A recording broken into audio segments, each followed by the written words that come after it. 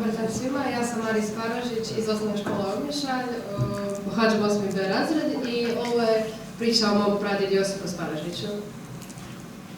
Josip Sparažić je moj pradjed s tatine strane obitelji, rođen je 4.2.1922. Njegova majka je bila domaćica, a otac mu je bio zemljoradnik, stočar i ribar.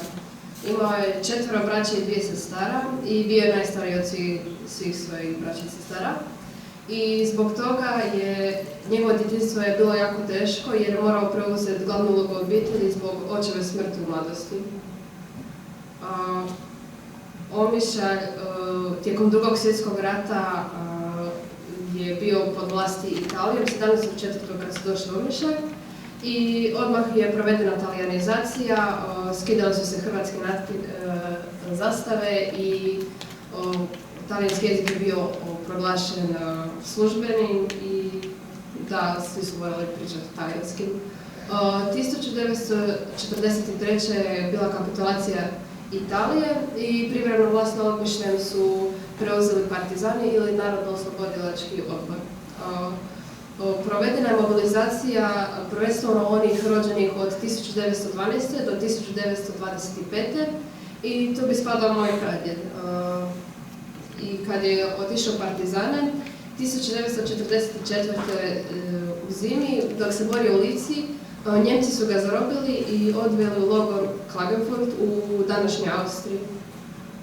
Klagenfurt je podružnica od glavnog logora u Austriji, Mauthausen, i Mauthausen je imao puno podružnica, ovo su neke od njih, a Klagenfurt je najbliže Jugoslaviji.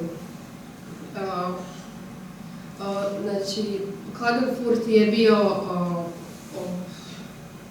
je bio radnički logor i zatvorenici su radili teške fizičke poslove, ali moj pradjed je bio pekar, zato je to bila jedna od njegovih diploma i zato mu nije bilo toliko loše u logoru.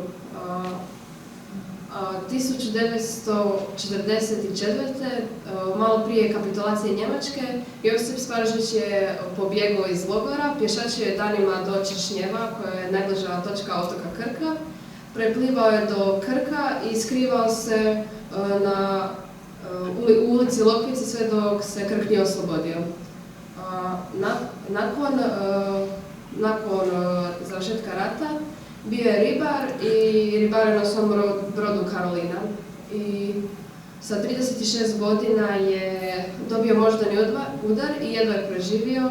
I kad se oporavio, trebalo mu je 2 godine da se oporavi, zaposlio se kao kućni majstor i tako je proveo ostatak svog života. Imao je ženu Dragicu i 3 sina i 1 kćer. Bio je društveno aktivan, te je bio predsjednik antifašističke grupe i organizirao je izgradnju spomenika Sveti Mikolu u Omišlju. Umro je 2.4.1977. od moždanog udara i da, to bi bio kraj, a sa 54 godine. Uspomenu na Josipa imamo kod mog djeda i mamice u kući i čuvamo slike od njega i u mojoj kući isto imamo obješene nekoliko slike od njih. I kad sam bila mlađa, moj djed mi je stalno pričao o njemu i jako sam ponosna što je baš na moj pradjed i ponosna sam na njegovu hrabrost jer da nije bio tako hrabar, ko zna da li bi ja danas bila ovdje.